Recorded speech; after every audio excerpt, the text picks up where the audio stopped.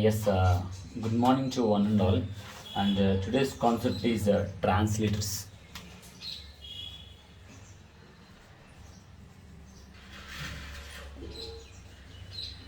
So, what is translator? What is translator? So translator అంటే ఏంటంటే నార్మల్గా మనం ఇప్పుడు గుర్తుపెట్టుకోవాలి. సి మనం ఒక కంప్యూటర్ మీద ఒక ప్రోగ్రామ్ రాస్తున్నాం. కంప్యూటర్లో ఒక ప్రోగ్రామ్ రాస్తున్నాం. సో జనరల్గా it will be in the English language అండి. మనం రాసే కోడ్ అంతా కూడా ఇంగ్లీష్ లాంగ్వేజ్లోనే ఉంటుంది. సో అంటే ఫర్ ఎగ్జాంపుల్ చూడండి, హ్యాష్, ఇంక్లూడ్ అంటే మోనిక్ కోడ్స్ అని అంటారు యాక్చువల్గా దీన్ని. So hash, include, STD, IO.H ఇలా ఇంగ్లీష్లో చూడండి, ఇదంతా ఇంగ్లీష్ పదాలు. సో జనరల్గా కంప్యూటర్కి ఇలా ఇంగ్లీష్ అనేది అర్థం కాదండి. దానికి అర్థమయ్యే భాష ఏంటి అంటే ఓన్లీ బైనరీ లాంగ్వేజ్ అండి.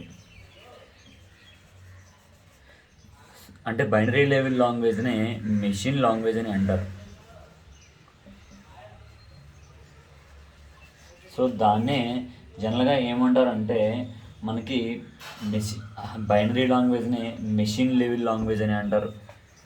అలాగే లో లెవెల్ లాంగ్వేజ్ అని అంటారు.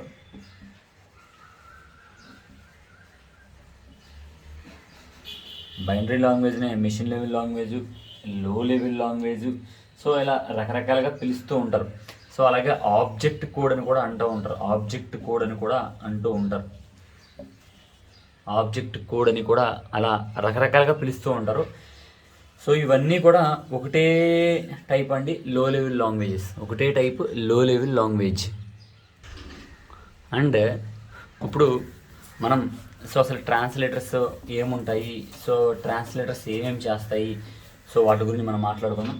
బేసికల్గా మనకి ట్రాన్స్లేటర్స్ చాలా ఒక 3 టైప్స్ వరకు ఉన్నాయండి. సో దాంట్లో ఏమేమి ఏ ట్రాన్స్లేటర్ ఏ పని చేస్తుంది అనేది మీకు ఈరోజు చెప్పడం జరుగుతుంది. సో ఫస్ట్, అసెంబ్లర్ అంటే ఏంటి?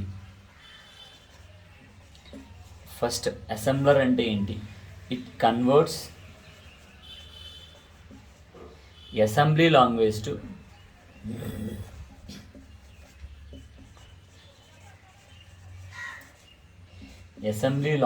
To binary language or machine level language or object code or low level language. Machine level language or object code or low level language. So ఇవన్నీ కూడా ఒకటే, ఇవన్నీ కూడా సిస్టమ్కి అర్థమయ్యే భాషలే. అన్నీ యాక్చువల్గా ఒకటే, రకరకాలుగా పిలుస్తారు. సో అదే బైనరీ లాంగ్వేజ్ అంటే ఎలా ఉంటుంది, 0s 1s రూపంలో ఉంటుంది, అది గుర్తుపెట్టుకోండి. సో ఆల్రెడీ మీకు ఇదివరకే చెప్పాను, సో ఇప్పుడు మళ్ళీ చెప్తున్నాను అది. సో ఇప్పుడు ఇక్కడ మీకు అసెంబ్లర్ లాంగ్వేజ్ అంటే ఏంటి, నిన్న వీడియో ఎంతమంది చూసారో నాకు తెలీదు. సో మళ్ళీ ఆ వీడియో పెడతాను. So programming, generations of programming languages ఉంటుంది. జనరేషన్స్ ఆఫ్ ప్రోగ్రామింగ్ లాంగ్వేజెస్లో మనకి second generation ప్రోగ్రామెటిక్ language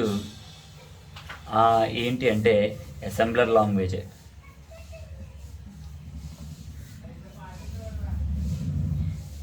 assembler language ఎలా ఉంటుంది అంటే సింబాలిక్ టైప్లో ఉంటుందండి.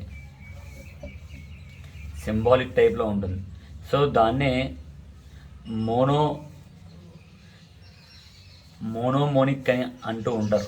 మోనోమోనిక్ కోడ్ అని అంటూ ఉంటారు. సో అంటే ఏం కాదు. సో దీన్ని ఏదో ఈ పదం చూసి భయపడాల్సిన పరిస్థితి ఏమీ లేదు. సో ఒకసారి మీకు ఇదంతా మళ్ళీ చెప్తాను. సో జనరల్గా మనం ఎడిషన్ అని ఇలా రాస్తూ ఉంటాం. సో మోనోమోనిక్ కోడ్ అంటే ఏంటంటే యాడ్ ఇలా రాస్తారు. సబ్స్ట్రాక్షన్ అని మనం ఇలా నేర్చుకుంటాం. అక్కడ సబ్ అని, నెక్స్ట్ MUL అని, నెక్స్ట్ మూవ్ అని ఇలా ఉంటూ ఉంటాయి. సో వీటిని సింబాలిక్ లాంగ్వేజ్ అని అంటారు. సో దాన్నే మోనోమోనిక్,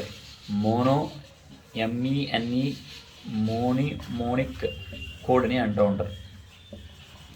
సో ఈ అసెంబ్లర్ ఏం చేస్తుందంటే ఈ భాషలో ఉండే ప్రోగ్రామ్ని, ఈ భాషలో ఉండే లాంగ్వేజెస్ని జీరోస్ అండ్ వన్స్ రూపంలోకి మారుస్తుంది. అంటే బైనరీ లెవెల్ లాంగ్వేజ్లోకి మారుస్తుంది. అంటే మెషిన్ లెవెల్ లాంగ్వేజ్లోకి మారుస్తుంది. అంటే బైట్ కోడ్లోకి మారుస్తుంది. అంటే లో లెవెల్ లాంగ్వేజ్లోకి మారుతుంది. ఇవన్నీ కూడా ఒకటే.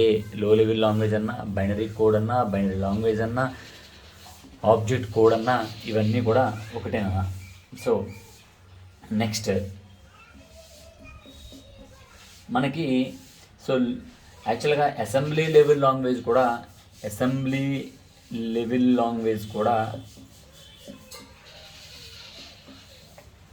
వన్ టైప్ ఆఫ్ లో లెవెల్ లాంగ్వేజే. కానీ సిస్టమ్కి అర్థం కాదు. సిస్టమ్కి అర్థమయ్యే భాష బైనరీ లాంగ్వేజ్. ఈ అసెంబ్లీ లాంగ్వేజ్ కూడా వన్ టైప్ ఆఫ్ లో లెవెల్ లాంగ్వేజే. కానీ థర్డ్ జనరేషన్ ప్రోగ్రామేటిక్ లాంగ్వేజెస్ నుండి, థర్డ్ జనరేషన్ ప్రోగ్రామింగ్ లాంగ్వేజెస్ నుండి మనకి 2 ట్రాన్స్లేటర్స్ వచ్చాయండి. ఈ థర్డ్ జనరేషన్ ప్రోగ్రామ్స్ గురించి 2 ట్రాన్స్లేటర్స్ వచ్చాయి. సో ఎందుకు అంటే థర్డ్ జనరేషన్ ప్రోగ్రామేటిక్ లాంగ్వేజెస్ అన్నీ కూడా హై లెవెల్ లాంగ్వేజే. ఈ హై లెవెల్ లాంగ్వేజెస్ని ట్రాన్స్లేట్ చేయడానికి, ఎందులోకండి బైనరీ లాంగ్వేజ్లోకి ట్రాన్స్లేట్ చేయడానికి మనకి 2 ట్రాన్స్లేటర్స్ వచ్చాయండి. 2 ట్రాన్స్లేటర్స్ వచ్చాయి. సో వాట్ ఆర్ దోస్ అంటే the first is compiler, second is interpreter. So first అయితే ఆల్రెడీ మీకు అసెంబ్లర్ డేట్ చెప్పాను. ఇప్పుడు హై లెవెల్ లాంగ్వేజెస్ని లో లెవెల్ లాంగ్వేజ్ని కన్వర్ట్ చేయాలంటే 2 ట్రాన్స్లేటర్స్ ఉపయోగిస్తున్నాను, కంపైలర్, ఇంటర్ప్రెటర్. ఓకేనండి. So first what is compiler? కంపైలర్కి ఇంటర్ప్రెటర్కి డిఫరెన్స్ ఏంటి? కంపైలరు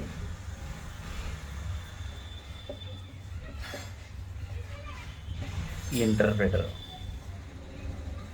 సో ఏం చేస్తుంది అంటే, కంపైలర్ ఏం చేస్తుంది, ఇంటర్ప్రెటర్ ఏం చేస్తుంది అన్నది మనం ఇప్పుడు మాట్లాడుకోవాలి. 2 కూడా ట్రాన్స్లేటర్సే. So both translates high, H for high, L for level, L for language, high level language to low level language, low level language. So దాన్నే బైనరీ లాంగ్వేజ్ అని అంటారు. సో దాన్నే బైనరీ కోడ్ అని అంటారు. దాన్నే లో లెవెల్ లాంగ్వేజ్ అంటారు. దాన్నే ఆబ్జెక్ట్ కోడ్ అని అంటారు. సేమ్ ఇది అంతే, ఇది అంతే, 2 ఒకటే చేస్తాయి. Translates high level language to లో level language. So next compiler ఏం చేస్తుంది అంటే,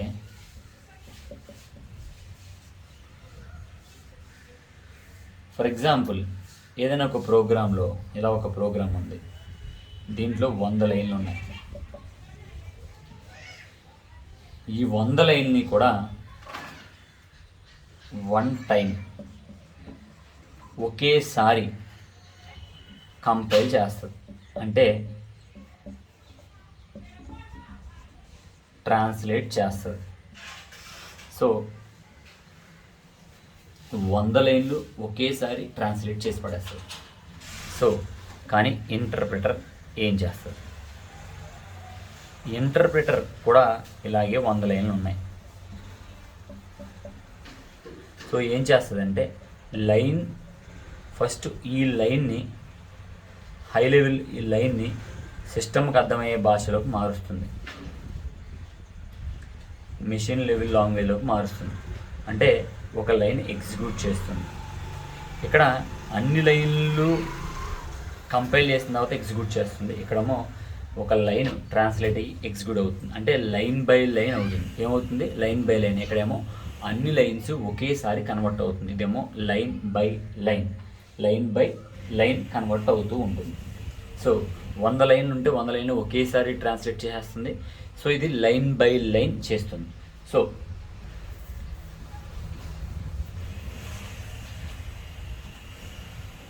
కంపైలర్ యొక్క ఎగ్జిక్యూషన్ ఫాస్ట్గా ఉంటుంది. కంపైలర్ ఎగ్జిక్యూషన్ ఫాస్ట్గా ఉంటుంది. ఇంటర్ప్రెటర్ ఎగ్జిక్యూషను స్లోగా ఉంటుంది. ఇంటర్ప్రెటర్ ఎగ్జిక్యూషను స్లోగా ఉంటుంది. రీజన్ ఏంటి? What is the reason? Reason ఏంటి అంటే ఇక్కడ 100 లైన్లు ఉంటే ఈ 100 లైన్ని ఒకేసారి ఒకేసారి వన్ టైంలో ఎగ్జిక్యూట్ చేస్తుంది.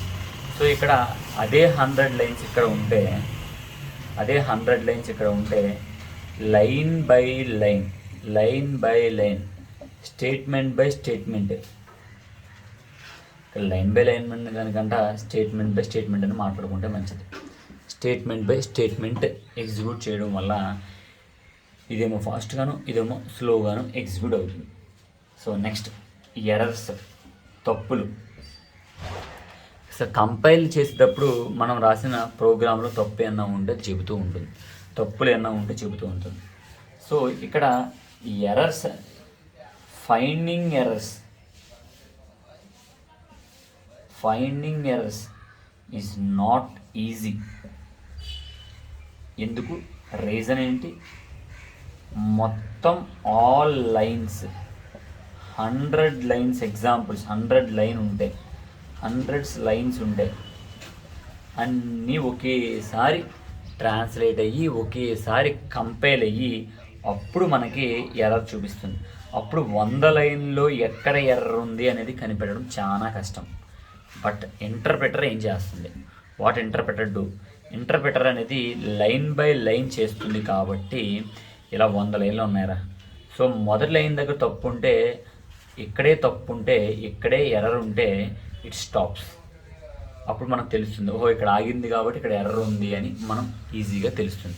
ఇదైతే 100 లైన్లు ట్రాన్స్లేట్ చేసి అప్పుడు ఒక్కసారిగా ఎర్రర్లు చెబుతుంది. సో ఓకేనమ్మా. సో నెక్స్ట్ ఏమిటి అంటే ఇప్పుడు మనకి మెషిన్ లెవెల్ లాంగ్వేజ్, లో లెవెల్ లాంగ్వేజ్కి అలాగే సో కంపైలర్ ఏం చేస్తుంది, ట్రాన్స్లేటర్ ఏం చేస్తుంది అనేది మీకు ఈరోజు చెప్పడం జరిగింది. సో ఇప్పుడు వాటిని డయాగ్రామెటిక్ పద్ధతిలో ఎలా రిప్రజెంట్ చేస్తారు, కంపైలర్ని ఎలా రిప్రజెంట్ చేస్తారు, ఇంటర్ప్రెటర్ని ఎలా రిప్రజెంట్ చేస్తారు అనేది ఒకసారి చూద్దాం. సో ఓకే చూడండి. సో ఇక్కడ ఇది వచ్చి కంపైలర్కి, ఇది వచ్చి ఇంటర్ప్రెటర్కి డయాగ్రామ్స్ అండి. సో మీరు ఫస్ట్ ఇలా 100 లైన్లు 100 లైన్స్ ఆఫ్ ప్రోగ్రామ్ రాశారు. మీరేదో రాశారు, ఇలా రాశారు. ఈ రాసిన దాన్నే సోర్స్ కూడా అంటారు. సో ఇప్పుడు దేని మీద రాశారా? సిస్టమ్ మీద రాశారు. సో దీని నుంచే కదా మళ్ళీ మనకు అవుట్పుట్ రావాలి. సో అవుట్పుట్ రావాలి అంటే మీరు రాసిన కోడ్ దానికి అర్థం అవ్వాలి. సో అర్థం అవ్వాలి అంటే ట్రాన్స్లేట్ అవ్వాలి. సో ఆ ట్రాన్స్లేటర్కే అలా ట్రాన్స్లేట్ చేయడానికి మనం ఉపయోగించేవి కంపైలర్, ఇంటర్ప్రెటర్. సో ఓకే, మనం రాసిన సోర్స్ కోడ్ని కంపైలర్ ఏం చేస్తుంది?